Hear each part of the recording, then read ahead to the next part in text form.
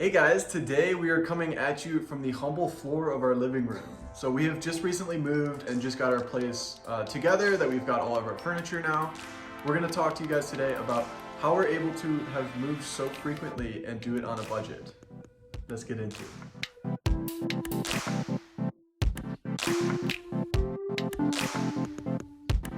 Alright guys, so for you that don't know us, I am Gab and this is Bren, and we have recently just moved from Key West, Florida to Denver, Colorado. In Key West, we lived in an RV, we also moved into a 1-bedroom in a duplex, and now we are out here in beautiful Colorado. So obviously with moving, there's a lot of expenses involved. However, by using these tips and tricks, we have actually been able to keep it on a really good budget, which allows us to keep on pace for our FIRE goals. So without further ado, let's get into how the heck that we were able to furnish our place, including some of the stuff that you see behind us. So if you saw our last video, you saw that our place when we moved in was completely empty. No furniture at all. And we've gotten to a place where we've really gotten comfortable. And a big part of how we've been able to do that is with the magic of Facebook Marketplace. So I'm new to Facebook Marketplace in the past, I would say 2 years, really since I met Gabby. So she's been like very instrumental in how we're able to get all of our stuff and sell all of our stuff. So I'll let her talk about what it is a little bit more. Yeah, so most of you guys probably have a Facebook, and there's a little tab at the very bottom that shows Marketplace. You can get to it on your phone or with the website. Yeah. If you're using a laptop. And honestly, guys, I literally have friends that say they don't have a Facebook publicly, but I know they have Facebook just so they can shop on Marketplace. So if you don't have a Facebook, don't feel bad. I would highly, highly recommend just making a Facebook so you have access to Marketplace. So on Marketplace, you're able to set radius and you're able to see local listings that people sell, typically new or used items near you. And this is where you can get the best deals, okay? So before we go into how we bought stuff on Marketplace, we want to talk a bit about how we sell stuff. Because before we even move to a new location, we always go through everything we can and then we sell it. Essentially, that money that we get from selling is allowing us to cover our travel costs and then ideally our replacement costs of those items that we're selling. So in our last location, just selling, I don't know, random stuff around the house, whether it's like old clothes, furniture, really anything you can think of, guys, people are willing to buy.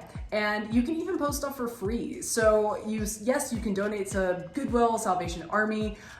You can also post for free and you're probably gonna help somebody out. As long as you're diverting things away from the landfill, that's totally a win. I would say a really cool part about giving stuff for free on Facebook Marketplace is just seeing the amount of gratitude people have. Like, yeah, I'm sure it feels good. Like we've gone and dropped stuff off at the Goodwill, but it's kind of just dropping it off in this void and you don't know if it's ever gonna get used. Versus posting it on Facebook and someone comes and they're like, oh, I'm so excited, I've been waiting for something like this. Like it really is awesome to see something that you don't need go to someone that actually needs it. So when I first started selling, I was actually selling on Facebook pages before Marketplace was like even a thing. So I didn't even know that was a thing until right now. I've never heard of that. It was just like, locally in Key West, it was Key West Yard Sale, became known as like the pretty much Key West Yard Sale queen, and I was just selling everything and anything I could. Literally there was times that I would find stuff on the side of the street and I would grab it and then I would sell it. So essentially you're having infinite returns when you're selling something you got for free and now you have cash in your pocket. But Marketplace makes it so easy, and now you can even ship, which allows you to widen your audience to the entire United States, which is crazy. So just when you have an item, some tips for selling, take good photos, please, and take more than one photo. When there's listings with only one photo and it's a really bad one, it's gonna take you so much longer to sell it because people might not see how nice it is, what it is. So good photos. But on the flip side, if you're going to buy something, that's a lot of times when you can come across a good deal is people who take bad photos. Because if you don't have good photos, it's not gonna sell very quickly. This is true. But yeah, so for more selling focused stuff, so good photos, make sure you have a relevant description. If you're selling a rug, don't just put rug, put 8 feet by 10 foot, branded. Dimensions are important. Yes. It's like the first thing we always ask for. Always include dimensions because you're gonna save time on your own end because people are gonna message you, ask you how big it is. You're gonna respond and they're probably gonna be like, oh, too big. But if you had the dimensions, all of that would have already been answered. So have a good title and a good description. If age is relevant, say if how old it is. If you have pets in your home, make sure to include that. Whatever details you can, I find it to be helpful, and it's gonna save you time and ideally lead to a quicker sale. Lastly, like I said, you're able to ship stuff, so make sure that your account is set up for shipping. I believe you just have to enter your credit card so that way you can pay for shipping. If you offer free shipping, you need to enter an updated address. Yeah, it can be very intimidating to ship something, but guys, when something sells, literally you'll just get a QR code and you just package up your item, take it to USPS or UPS, they'll scan it, and then you have your label and it's done. It's super easy. I think now I have over 100 reviews on Marketplace from stuff that I've sold. So if you guys want a whole separate video on how to sell stuff, I can definitely go into more tips and tricks. But that's just an overview of selling. All right, now switching gears a little, we're gonna talk about how to buy stuff on Facebook Marketplace. So the first thing that's really great is just using the search feature. If there's something specific you're looking for, let's say you're looking for a couch. You can type in couch, you can type in sofa. You can also use they have like categories that you can search by furniture and have filters and everything. So once you put in this initial search, if you have something in your mind that you want, then like the next time you come into Facebook, they're gonna remember what you searched before. So it's gonna come up with a pre-populated list of things that you might find interesting. So once you have in mind what you want, one thing to keep in mind is that the way to find the best deals is really to just be flexible. So it's either gonna be, if you're looking for something really specific, you're either gonna have to pay a price for it or you're gonna have to wait for it. And another thing to keep in mind is don't be afraid to put in a little bit of elbow grease into it. You're probably not gonna get a perfect item a lot of the times because it's not new. If you find something at a good price and it's not perfect, there are things you can do to tweak it and make it fit your style a little more. And then another super important point to bring up when you're buying stuff is negotiating. I know that probably not so much for this channel since we talk about money a lot here, but a lot of people are uncomfortable about talking about money. So with that being said, a lot of people are uncomfortable with negotiating. And guys, at the end of the day, this is leaving money on the table. So when you see something listed, unless it says firm in the description, typically people are kind of willing to take whatever. I'm definitely a much harder negotiator than Brendan. Brendan might see something, he's like, yeah, let's pick it up. And I'm just like, no, let's offer them 60% of listing price. Well, I think, what was an example? Like someone posted something for $10 and you're like, I'll give you 6 or something. No, I think I said 5 and they said 8. I'm just like, is it worth negotiating for $2? It never hurts to ask, but sometimes just to keep in mind, you might lose out on a deal if someone's like off put by a low ball. So it doesn't hurt to ask for something less, but also keep in mind that you want to be respectful to the person as well. But if you see something that you've been looking for, dying for, it's worth paying their asking price because you're always at the risk of somebody else buying it, right? But if you're not in a rush, you're like, that coffee table might work. Just offer them. Honestly, I probably tend to offer around 60 to 70% of their asking price. Which can be hard, but honestly, like 9 times out of 10, they'll knock off $5, $10, $20. And that's within sending one message, right? And keep in mind that you have to pick up these items. So that money can now go to gas money with how expensive gas is. So it's not a bad thing. So negotiating, be smart about it. I recommend to pretty much always negotiate because you'll probably always get a better price. Another thing to keep in mind I just thought of, may seem like common sense, but if you see an item and you're able to find it online, just look up what you could get for it elsewhere. Look up like what the price new is, and that might help you like have a piece of leverage for negotiating. And probably last thing to bring up about buying items as well is just to vet the person if necessary. People have asked me a lot of times before, like, how are you comfortable with just meeting up strangers at an address that they're sending? We've obviously had a lot of experience on Marketplace, so this doesn't really bother us that much. but we actually have been scammed once before. We bought an iPhone once that they said worked great, and then come to find out that it wasn't. It wasn't unlocked. It wasn't unlocked, so that turned to be a whole situation. That was my fault. That was my bad. That was Brendan's. I'm not as experienced. That was Brendan's buy, but then we sold it on eBay for more than we bought it for, so it actually turned out to be a win. But you learn from your mistakes, and that's why we're sharing with you as well. Exactly, because we want to be open with you guys that things like this could happen. So what you can do to prevent things like this from happening is just look at the person's Facebook profile, their personal profile, not their commerce profile. So you can just see, does their Facebook profile picture look like a human? You know, like is it recent? You can even scroll and see some of their posts. The profiles that tend to look scammy are ones that don't really have a face as a profile picture. They don't have any posts, they don't have any friends. These are all red flags, and those people I would advise to stay away from.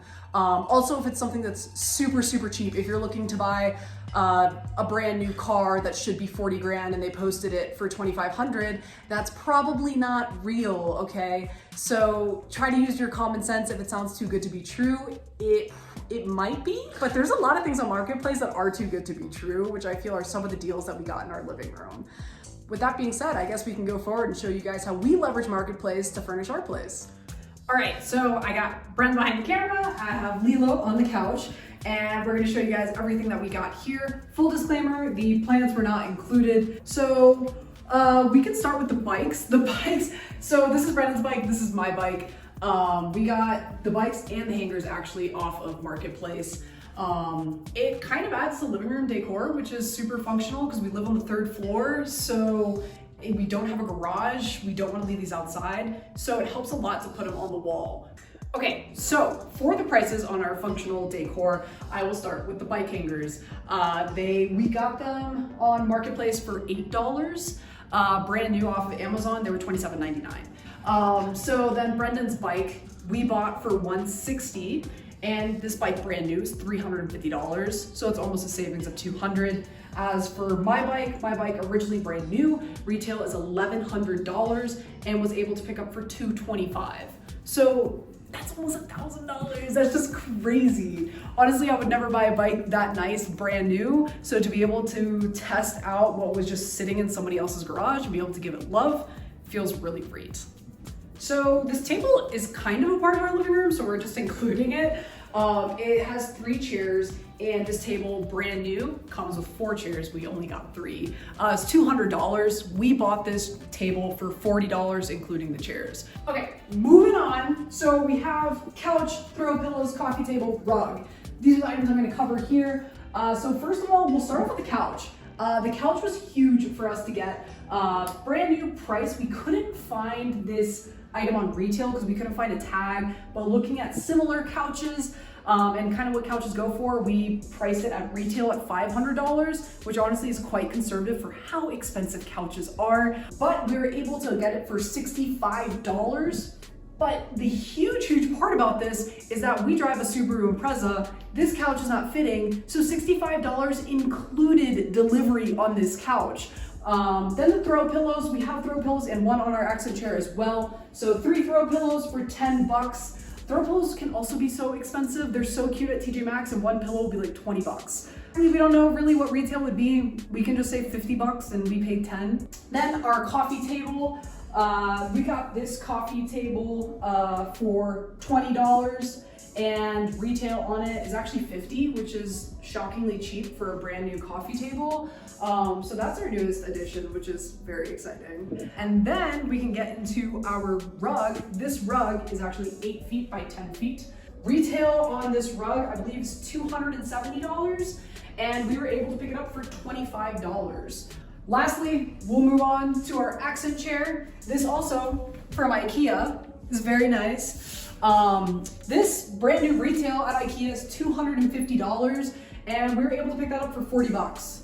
That's crazy for an accent chair. Yeah, I would never pay that much on an accent chair. It would be hard for me to spend that much on a couch. So to get an accent chair for $40, pretty sweet. So the total of everything that we bought for $200 at a new retail price would be $1,320. So quick math, Just by buying used, by looking for deals on Facebook Marketplace, we saved $1,120. So it would have been really easy and convenient to go into a store and just purchase all these items, but instead we waited for things to pop up. It took us about 2 months to get our place in order and together, and we saved about $1,100. Yeah, and guys, keep in mind that this is only for one room, so it's gonna be exponential as you decide to do this for the other rooms in your house. With that being said, we don't get everything from Marketplace. I would say also with leveraging, say like our kitchen or little toiletry items here and there, we went to Walmart and Target a lot of the time. We tried going to Goodwill to see if there was any relevant things that we could get. But I mean, lastly, overall with Marketplace, not only is it a really economical way to furnish your home, but it's also very sustainable. All these items we're giving a second life. You know, maybe a third, fourth, fifth life, maybe like cats, I don't know. But the point being is that you're able to reuse items. So it's just such a great way to minimize your footprint as well. All right, thank you guys so much for watching. Hopefully now you understand at least a little bit the power of Facebook Marketplace and how we're able to live so cheaply. Thanks for watching. Have a good one.